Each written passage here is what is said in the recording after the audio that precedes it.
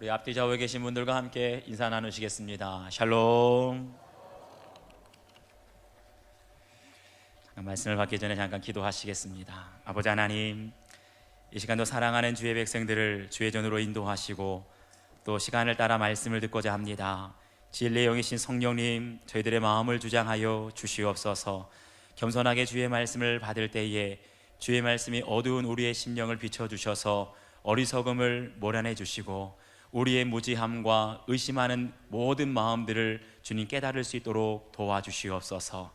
말씀을 듣는 데만 머무르는 것이 아니라 이 말씀을 듣고 순종하며 나아가길 원합니다. 말씀으로 우리의 인생이 변화되기를 원합니다. 말씀의 능력 경험하기를 원합니다. 말씀으로 우리의 모든 상한 심령을 고쳐주시고 다시 한번 말씀을 의지하여 주님의 길 굳게 설 수 있도록 도와주시옵소서. 모든 것 주님만 의지하며 예수 그리스도의 이름으로 기도하옵나이다. 아멘. 할렐루야. 저희가 계속해서 주일날마다 로마서 강해를 살펴보고 있는데 오늘 벌써 7번째 시간이 되었습니다. 계속해서 로마서 강해를 통하여서 하나님께서는 우리 수인중앙교회에 듣기 원하는 복음이 있고 우리 한 사람 한 사람이 깨닫기 원하는 말씀과 메시지가 있는 줄 믿습니다. 오늘 말씀을 가만 보니까 눈에 띄는 단어가 2개가 있습니다. 유대인, 율법이라는 단어가 계속해서 반복되어 나오고 있습니다. 여러분, 유대인들에게 있어서 가장 큰 축복이 무엇입니까? 그건 바로 하나님께 율법, 즉 십계명을 받았다는 거예요. 하나님께서 많은 민족 중에 작고 약한 이스라엘을 선택하셨습니다. 왜요? 하나님의 백성 되라고, 그들이 하나님의 백성답게 살아가라고 율법의 말씀을 주신 줄 믿습니다. 그런데 그걸 깨닫지 못하는 거예요. 율법의 말씀을 받았으면 자신의 속사람을 들여다보고 날마다 말씀으로 비추어 우리의 인생이 변화되어야 되는데 이스라엘 백성들 시간이 지나면 지날수록 말씀으로 속사람이 변하는 것이 아니라 자꾸만 겉멋만 들고 자꾸만 외형적인 형식만 가꾸기 시작합니다. 그런 모습을 가리켜서 예수님께서 뭐라 말씀하십니까? 외식하는 자라라고 말씀하세요. 이 말을 신학적으로 말하면 율법주의자라고 합니다. 오늘 말씀을 처음부터 끝까지 살펴보게 되면 한마디로 율법주의에 대한 경계의 말씀이에요. 우리가 율법주의에 빠지면 안 되고 오직 말씀으로, 복음으로 새롭게 되라는 거예요. 그래서 오늘 주신 말씀을 통하여서 하나님께 칭찬받는 신앙이라는 제목으로 함께 은혜 나누겠습니다. 첫 번째 살펴볼 것은 율법주의에는 한계가 있다는 겁니다. 우리 17절 말씀 함께 읽겠습니다. 17절 시작. 유대인이라 불리는 내가 율법을 의지하며 하나님을 자랑하며. 아멘. 여기 보니까 첫 마디가 유대인이라 불리는 내가 라고 말하고 있어요. 이 말을 달리 말하면 사도 바울의 그 의도를 조금 살리면 네가 그 잘난 유대인이라고 하는 사람입니까? 그렇게 뜻하는 거예요. 유대인이 어떤 사람입니까? 다시 말하면 이스라엘 사람을 가리킵니다. 오늘날 이스라엘 사람들을 가리키면 이 유대인이 보통 사람들이 아닙니다. 세계 각지에 보게 되면 최고의 학자, 최고의 과학자나 예술가 아니면 세계적인 부자, 이 사람들을 다 보게 되면 유대인들이 참 많습니다. 스스로 자부심이 보통 강한 게 아니에요. 그런데 보게 되면 이 유대인들의 자부심, 우월의식이 너무 넘쳐나다 보니까 시간이 지나면서 점점 다른 민족, 이방인들을 무시하고 멸시하기 시작합니다. 얼마나 다른 민족들을 무시했는지 그들 중에 랍비들, 유대인 율법 교사가 있습니다. 랍비들이 쓴 책을 보니까 이런 말이 나옵니다. 하나님께서 왜 이방인을 창조하셨습니까? 그 대답이 이렇게 돼 있어요. 지옥의 땔감으로 사용하기 위해서 이방인들을 창조하셨다는 거예요. 다시 말하면 천국에 가는 사람은 유대인들만, 이스라엘 사람들만 천국 가고 이방인들은 다 지옥에 가니까 지옥의 땔감으로 쓰려고 이방인들을 만드셨다는 거예요. 그만큼 교만했어요. 이방인들을 무시했습니다. 그런데 그런 유대인들이 무엇을 의지합니까? 네가 율법을 의지하며 하나님을 자랑했다라고 말해요. 여기서 율법을 의지했다라는 말은요, 유대인들의 모든 생활 구석구석에 오직 하나님의 말씀, 율법을 따지면서 살았다는 거예요. 유대인들을 보니까 구약의 모든 율법책 말씀을 갖다가 613개의 계명을 만들어냈습니다. 그 얼마나 피곤하겠습니까? 그 중에서 가장 강조하는 것이 무엇이냐 하면 안식일에 대한 계명이에요. 그래서 유대인들의 삶을 지금도 들여다보면 안식일에 해야 될 것과 해서는 안 될 것을 구분해 놓았습니다. 바느질을 몇 반을 꿰매면 죄가 아닌데 몇 반을 이상 꿰매면 노동이기 때문에 죄가 됩니다. 책을 읽을 때도 한꺼번에 읽으면 죄가 됩니다. 그래서 유대인들은 성경을 읽을 때도 끊어서 쉬었다가 또 쉬었다 그러면 죄가 안 돼요. 심지어 어떤 규정이 있냐 하면 안식일에 몇 걸음 이상 걸어가게 되면 죄가 되고 몇 걸음 이하로 걸어가게 되면 죄가 안 되고. 무슨 말입니까? 생활 구석구석에 오직 하나님의 율법을 따져가면서 뭐 별의별 규정을 다 만들어서 그렇게 율법을 강조하는 민족이 누굽니까? 유대인이라는 거예요. 그렇다면 여러분 상상해 보십시오. 그렇게 율법적으로 살아가는 유대인들 행복하게 살아가겠습니까? 제가 예전에 이스라엘의 성지순례 간 적이 있습니다. 그래서 그 중에서도 가장 율법을 많이 알고 율법대로 살아간다고 하는 유대인 랍비를 만났어요. 그런데 현지 가이드가 그런 말을 합니다. 랍비들은 교사들입니다. 이 랍비들은 정부에 세금을 내지 않는다고 합니다. 그리고 특별히 랍비들은 자식을 많이 낳으면 정부에서 자녀 양육비를 준대요. 그래서 유대인들 중에서 자녀를 제일 많이 낳은 사람, 자녀들을 기본 3명, 5명, 7명, 8명. 놀라시지도 않으시네. 하여튼 이렇게 많이 낳는 사람들은 다 랍비들이라는 거예요. 이 사람들은 항상 검정 모자에 검정 옷을 입고 다닙니다. 시험도 길게 기르기 때문에 첫 보면 알 수가 있어요. 이 사람들은 세금도 내지 않지요. 정부에서 양육비 받지요. 그리고 평생 율법만 연구하고 율법만 가르치고 율법대로만 살면 됩니다. 그러면 행복하겠습니까? 안 행복하겠습니까? 제가 생각하기에는 행복할 것 같은데, 그런데 제가 이스라엘 땅에 가서 유대인 랍비들을 만나보니까 얼굴에 웃음을 띤 사람이 한 사람도 없어요. 다 얼굴이 굳어있고 긴장되어 있고, 심지어 어떤 목사님은 랍비들만 사는 동네를 직접 찾아가 보았다고 합니다. 뭐가 다를까? 율법을 연구하고 율법을 가르치고 율법대로 살아가는 랍비들의 동네는 뭔가 다른 게 있을 거야. 가 보았더니요, 오히려 더 음산하더랍니다. 다른 동네보다 더 지저분하대요. 생기는 없고 오히려 동네 자체가 음산하게 침체되어 있다는 거예요. 이것이 무엇을 말해줍니까? 여러분, 율법을 의지하는 율법주의자들에게 한 가지 착각이 있다는 거예요. 내가 성경을 많이 알게 되면 성경을 아는 만큼 내 신앙도 성장할 것이다. 이거 착각입니다. 큰 교회 다니는 성도들에게 한 가지 착각하는 것이 있어요. 내가 훌륭한 목사님의 훌륭한 설교를 들으면 그 설교만큼 내 신앙이 성장할 것이다. 여러분, 착각입니다. 그렇지 않아요. 그래서 어떤 사람들은 항상 훌륭한 목사님 큰 교회만 돌아다니면서 설교를 듣고 그것으로 모자라서 인터넷으로 듣고 케이블 TV로 듣고 아무리 훌륭한 설교를 들어봐야 내 신앙 되지 않습니다. 내가 아는 것은 많은데, 들은 것은 많이 있는데 내 신앙의 현재의 모습은 거기에 따라가지 못하니까 어때요? 마음이 공허해집니다. 마음에 만족이 없는 거예요. 이것을 채우기 위해서 계속해서 겉모습만, 사람들의 모습만 꾸미니까 외식주의가 되고 율법주의가 되고 형식주의가 되고 거기에는 평안함이 없어요. 외식주의에 빠지게 되면 기쁨이 없어요. 신앙의 예배에 감격이 없어지고 신앙생활이 부족해집니다. 사랑하는 여러분, 여러분들은 성경을 많이 아는 것으로 자랑하는 것이 아니라 여러분들이 아는 만큼 성경대로 살아갈 수 있기를 주의 이름으로 축원합니다. 괜히 이 교회 저 교회 큰 교회 유명한 목사님 훌륭한 설교 들을 필요 없어요. 우리 교회 같이 작은 교회에서 듣는 말씀대로만 살아도 우리의 속사람 변화될 줄 믿습니다. 듣는 것에 능력이 있는 것이 아니라 말씀을 듣고 행하여서 우리의 속사람이 변화될 때 거기에 평안함이 있는 줄 믿습니다. 말씀대로 살아가며 열매를 맺을 때 거기에 진정한 예배의 감격과 영적인 기쁨이 오게 될 줄 믿습니다. 율법적으로 부족해도 괜찮아요. 몰라도 괜찮아요. 날마다 삶 속에서 주님 만나고 날마다 삶 속에서 주님 동행하는 그 기쁨으로 여러분들 행복한 신앙생활 하시기를 주님의 이름으로 축원합니다.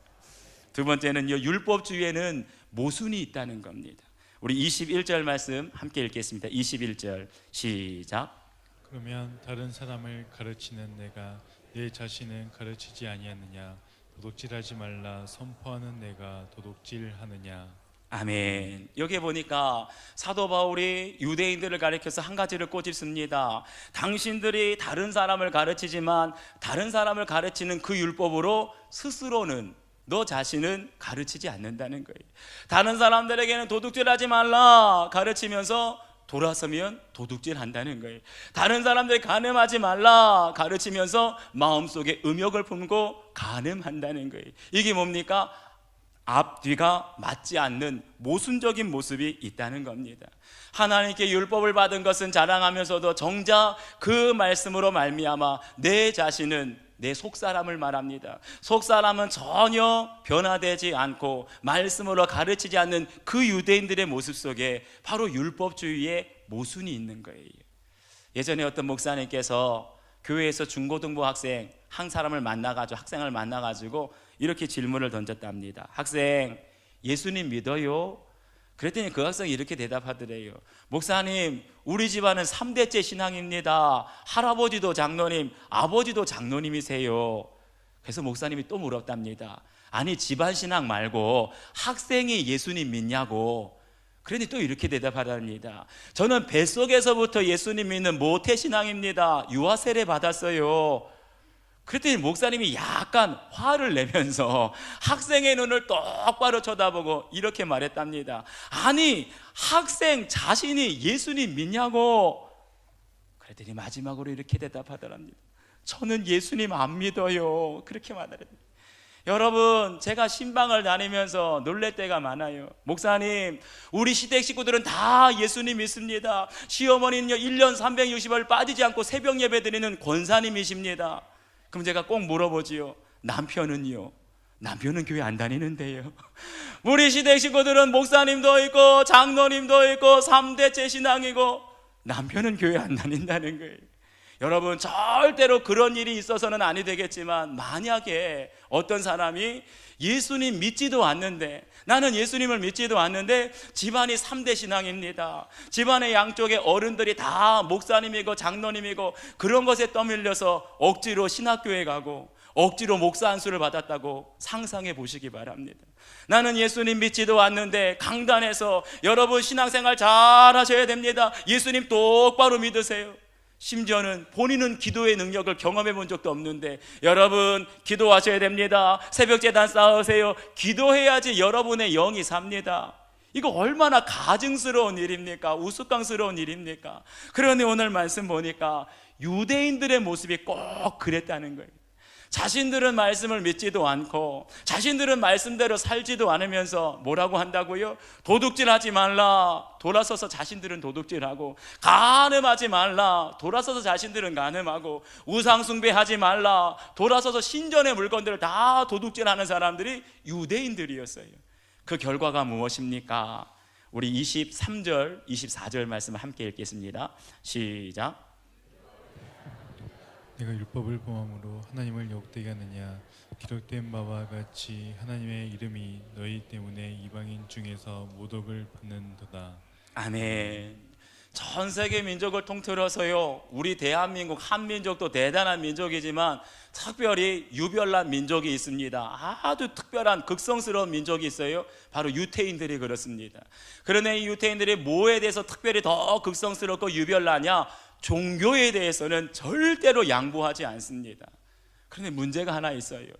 자신들은 스스로 생각하기에 하나님을 잘 알고 있다고, 하나님의 말씀대로 신앙생활을 잘하고 있다고 생각하는데 정작 유대인 주변에 있는 사람들은 유대인들이 믿는 하나님을 좋아하지 않는다는 거예요. 무슨 말입니까? 유대인들 때문에 하나님의 이름이 욕을 먹는다는 거예요. 왜 그래요? 다른 건 아니에요. 그들의 신앙생활이 위선적이기 때문에 앞에서는 거룩한 척 하는데 뒤에 가면 온갖 죄악들을 다 저지르고, 앞에서는 의로운 척 하는데 뒤에서는 모든 불의한 죄악들을 다 저지르고. 여러분, 위선적이라는 것이 무엇입니까? 겉모습 다르고 안의 모습 다르다는 거예요. 사람들 앞에서 보여지는 모습, 강단에서 설교하는 모습은 의로운데 집에 가면 아주 반대로 살아가는 모습이 위선적인 모습. 그렇게 살아가면 누구의 이름이 욕을 먹는다고요? 내가 욕먹는 게 아니에요. 하나님의 이름이 유대인들 때문에, 우리 위선적인 그리스도인들 때문에 욕을 먹는다는 거예요. 몇 년 전에 아주 교계에 큰 충격을 주었던 책이 한 권 출간이 되었습니다. 그 책의 제목이 목사의 딸이었어요. 저에게도 참 많이 찔림이 되는 책이었습니다. 그 책에 나오는 목사님은 아마 이름을 대면 다 아시겠지만 이름을 대지는 않겠습니다. 아주 우리 교계에 유명한, 굉장히 신학적으로 큰 업적을 남긴 목사님이세요. 지금도 그분의 많은 후학들이 있고 제자들이 있고, 교계에서는요 총신, 합신, 고신 측 아주 존경받는 그런 신학자 목사님이십니다. 그런데 그 딸이 가정에서 보여진 아버지의 모습을 보고 목사와 딸이라는 책을 썼어요.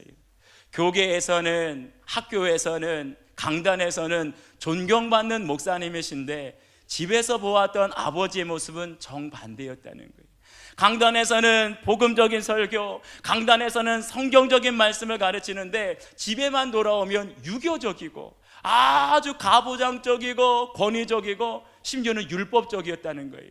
어느 정도로 율법적이었느냐? 나는 하나님의 종이기 때문에 가사일을 도와줄 수 없다, 하나도 안 했다는 거예요. 심지어는 가족들에게, 아내 사모님과 자녀들에게 그렇게 뭘 인정했다는 겁니다. 사랑을 베풀지 않았다는 거예요. 아무것도 도와주지 않고 집에만 들어오면 항상 책 속에 파묻혀서 나는 신학을 연구한다, 나는 책을 써야 된다, 항상 이런 일만 했다는 겁니다. 평생을 그렇게 살던 따님이 마지막에는 그래도 이제 아버지 연세 드시고 돌아가실 때가 되어서 아버지와 화해해야 되겠다, 긴 편지를 썼습니다. 그동안 아버지가 자녀들, 가족들에 대해서 잘못 오해했던 것들, 자녀들이 받았던 씻을 수 없는 상처에 대해서 딱 한마디가 듣고 싶었던 거예요. 미안하다, 내 잘못이다, 용서해라, 너희들을 사랑한다, 이 말을 듣고 싶어서 편지를 썼다는 거예요. 그런데 아버지에게 돌아온 답변은 딱 한마디였습니다. 회개하라. 내가 회개하겠다는 게 아니라 회개하라는 거예요. 그러면서 거기 성경 구절이 쓰여져 있었습니다. 출애굽기 21장 17절, 자기의 아버지나 어머니를 저주하는 자는 반드시 죽일지니라. 제가 목사인데도요, 이 글을 읽는데 할 말을 잃어버렸습니다. 딸은 마지막으로 아버지께 받은 상처, 아버지가 오해하고 있었던 것들 풀기 위해서, 화해하기 위해서 편지를 썼는데 오히려 아버지는 아비와 어미를 저주하는 자는 반드시 죽일지니라, 너 회개하지 않으면 지옥 간다. 회개하는 게 아니라, 화해하고 용서하는 게 아니라 딸의 마음속에 평생 사라지지 않는 대목 같은 상처를 마지막에도 남긴 거예요. 제가 이것을 보면서 찔리는 것이 있었습니다. 저도 사실은 목회 초창기에 돌아보고 나니까 제 아내와 우리 가족들, 자녀들에게 굉장히 율법적으로 엄격했던 것 같아요.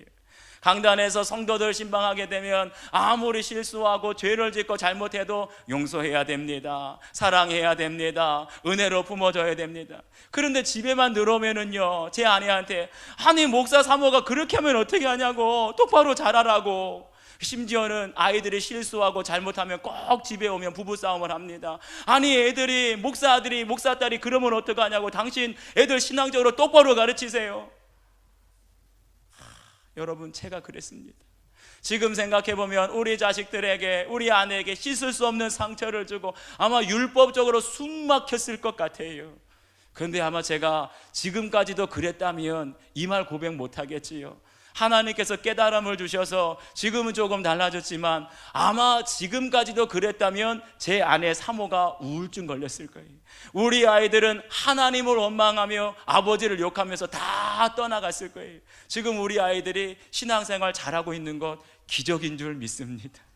여러분, 율법적으로 사는 것, 가정에서 다르고 교회에서 다르고 사람들 앞에서 다르고 혼자 있을 때 다르고, 위선적인 신앙을 하게 되면 누가 욕을 받습니까? 내가 욕을 받는 게 아니라 하나님께 욕을 먹이는 거예요.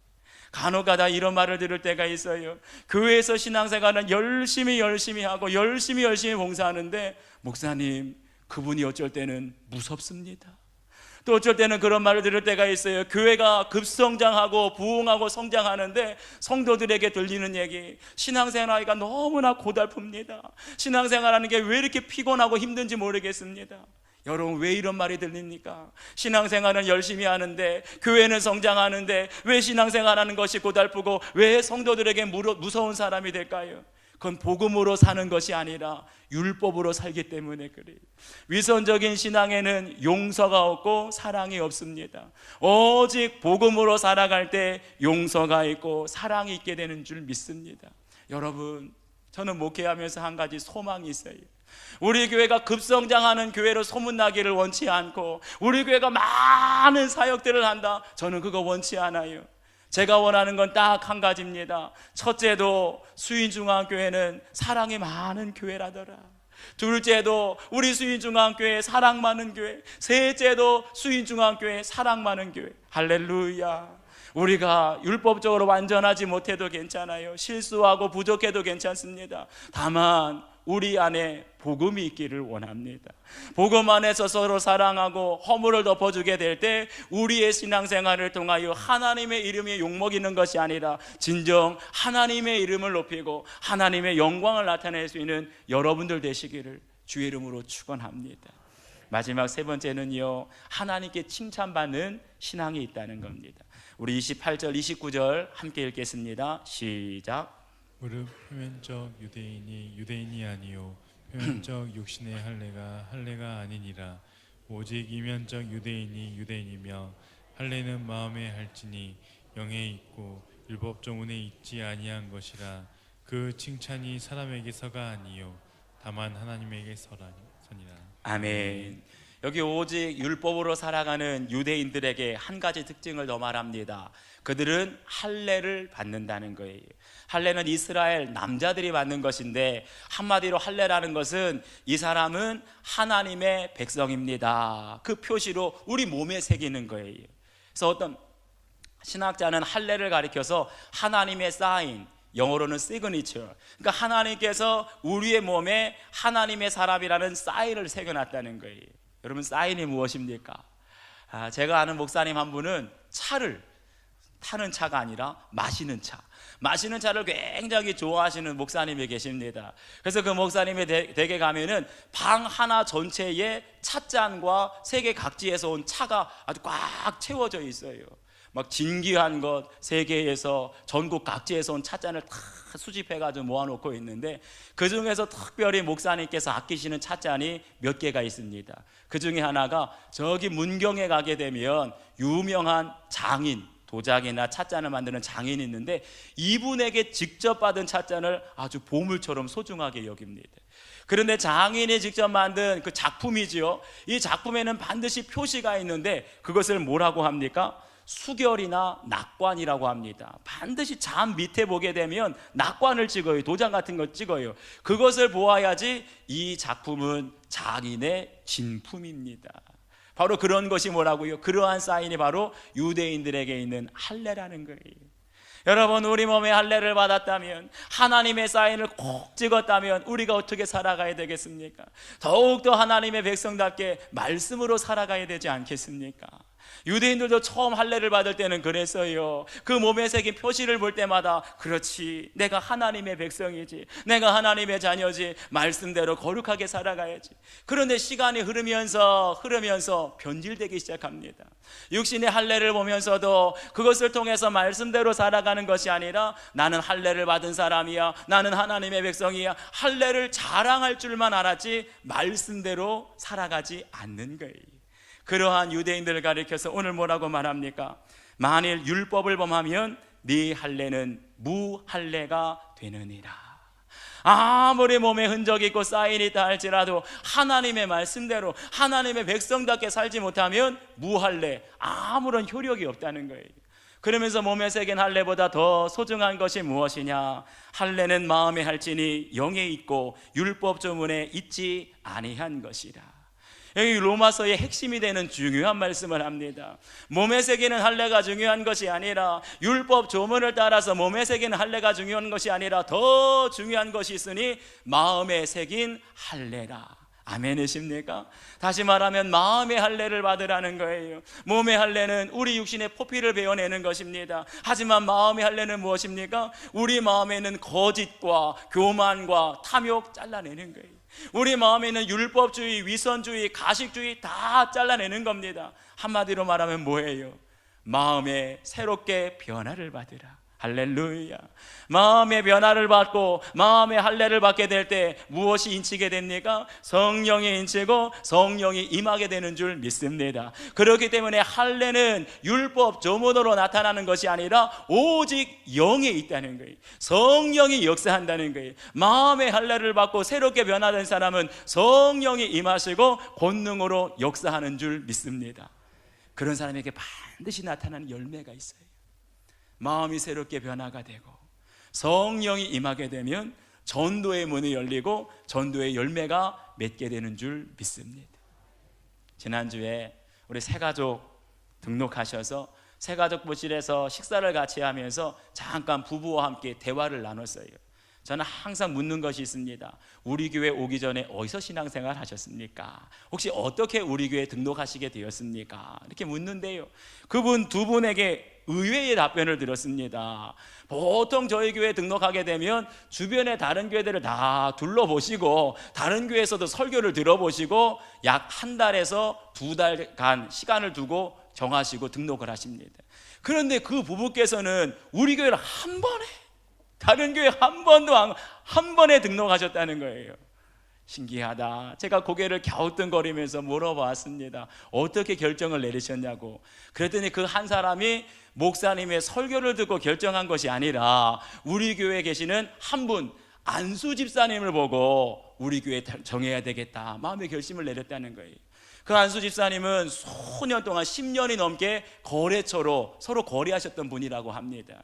그런데 그분을 처음 만난 순간부터 지금까지 보아왔는데 한 번도 변함이 없더라는 거예요. 무엇보다도 지금까지 10수년 동안 거래를 해왔는데 단 한 번도 상대방의 마음을 상하게 하거나 마음을 언짢게 한 적이 한 번도 없었다는 거예요. 그러면서 속으로 생각하기를, 이제 내가 교회를 옮기게 되면 저분처럼 바른 신앙으로 양육하고 바른 신앙으로 교육한 그 교회 우리 가족 믿고 다닐 수 있겠다. 그래서 다른 교회는 둘러보지도 않고 우리 교회에 등록하셨다는 거예요. 할렐루야. 제가 그 안수 집사님을 마음속으로 생각하면서 이런 생각을 했습니다. 그분이야말로 마음의 할례를 받은 분이다. 아멘이십니까? 여러분, 마음의 할례를 받은 사람이 어떤 사람입니까? 마음의 할례를 받은 사람은 말만 잘하고 무늬만 있는 척하고 그런 형식적인 신앙 아니라 정말 내 안에 마음의 할례를 받고 변화를 받았다면 누군가의 마음속에 진실함을 주는 사람이에요. 누군가의 마음속에 변함없는 사랑을 주는 사람이에요. 누군가 알지 못하는 사람에게 끊임없이 변함없이 신용, 믿음을 줄 수 있는 사람, 바로 그 사람이 마음의 할례를 받은 사람인 줄 믿습니다. 그런 사람들은 누구에게 칭찬을 받습니까? 사람들에게만 칭찬받는 것이 아니라 하나님으로부터 칭찬받는 믿음이 되는 줄 믿습니다. 사람에게만 칭찬받는 것 아니라 하나님께 칭찬받고 성령이 함께 하실 때 전도의 문이 열려지고 전도의 열매가 맺게 되는 줄 믿습니다. 사랑하는 여러분, 마음의 할례를 받으셨습니까? 우리가 육신의 표시로만 믿는 사람이네 살아가는 것 아니라 여러분들의 영에, 여러분들의 속사람의 할례를 받고 새롭게 변화되시기를 주의 이름으로 축원합니다. 그럴 때 여러분 한 사람 한 사람이 성령의 충만함을 받고 전도의 문이 열려서 많은 사람들을 그리스도께 인도할 때 누구에게요? 꼭 하나님께 인정함을 받고 하나님께 칭찬받는 그런 신앙 되시기를 주의 이름으로 축원합니다. 우리 오늘 받은 말씀 기억하시면서 이 시간 결단의 기도 함께 드리겠습니다. 하나님, 제가 정말 주님 앞에 믿음대로 살아온다고, 열심히 살아온다고 생각했는데 혹시나 우리 유대인들처럼 율법주의에 빠지진 않았습니까? 신앙의 기쁨도 평안도 행복도 다 잃어버리고 억지로 의무적으로 율법적으로 살지는 않았습니까? 용서하여 주시고 다시 한번 마음의 할례를 받게 하여 주옵소서. 내 안에 굳어진 마음, 형식적인 가식적인 외식적인 마음 다 벗어버리게 하여 주시고 진실된 마음, 사랑하는 마음으로 이웃을 섬길 수 있도록 말씀으로 살아갈 수 있도록 도와달라고 우리 함께 결단의 기도 드리겠습니다. 하나님 아버지, 하나님 아버지, 오늘도 받은 말씀을 의지하며 주님 앞에 기도합니다.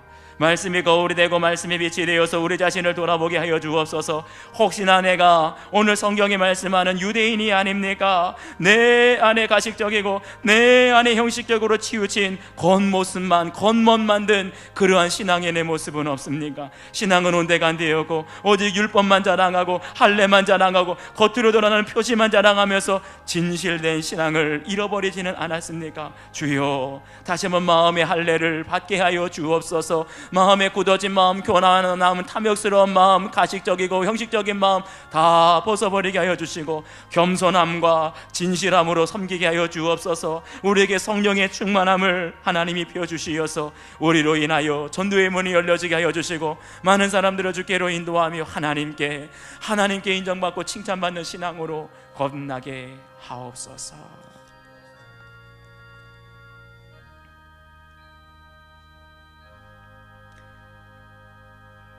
아버지 하나님, 말씀을 저희 마음판에 새겨주셨으니 이제 그 말씀 위에 서게 하여 주옵소서.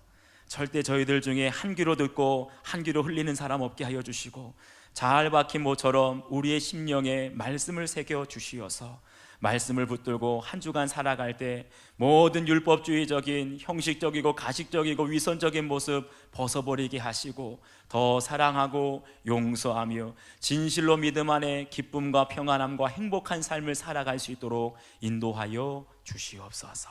감사드리며 예수 그리스도의 이름으로 기도하옵나이다. 아멘.